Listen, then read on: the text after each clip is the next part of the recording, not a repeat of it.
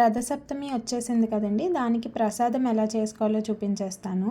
ఇప్పుడు నేను మామూలు గిన్నెలో చూపిస్తున్నాను కానీ రేపు మీరు ఏ గిన్నెలో అయితే పాలు పొంగించాలనుకుంటున్నారో ఆ గిన్నెకి చిన్న బొట్టు పెట్టేసుకొని అప్పుడు ప్రాసెస్ స్టార్ట్ చేసేసుకోండి. స్టవ్ వెలిగించేసుకొని గిన్నె పెట్టేసుకొని అందులో పాలు వేసుకోవాలి. పాలు 3 సార్లు పొంగిన తర్వాత మాత్రమే బియ్యం వేసుకోవాలి. పాలు క్వాంటిటీ 1 గ్లాసు బియ్యంకి 6 గ్లాసుల పాలు వరకు పడతాయి కరెక్ట్గా ఉడకాలి అంటే. పాలు పొంగినప్పుడు ఆల్రెడీ కొన్ని పాలు బయటికి పోతాయి కాబట్టి మీకు రైస్ ఇంకా ఉడకాలి, ఉడకలేదు, పలుకుండిపోయింది అనిపిస్తే కనుక ఆల్రెడీ మరిగించిన పాలుంటే వేసుకోవచ్చు.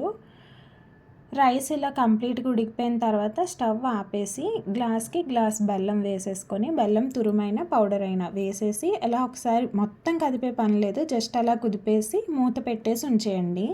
చల్లగా అయిపోయిన తర్వాత మొత్తం మిక్స్ చేసేసుకోవడమే. ఇంకొకటి గరిటె పెట్టి చేయరు, చెరుకు పెట్టి తిప్పుతారు. రేపు మీరు నైవేద్యం చేసేటప్పుడు అలా చెరుకు పెట్టి తిప్పుకోండి. అంతే, ప్రసాదం రెడీ అయిపోయినట్టే. హ్యాపీ రథసప్తమి.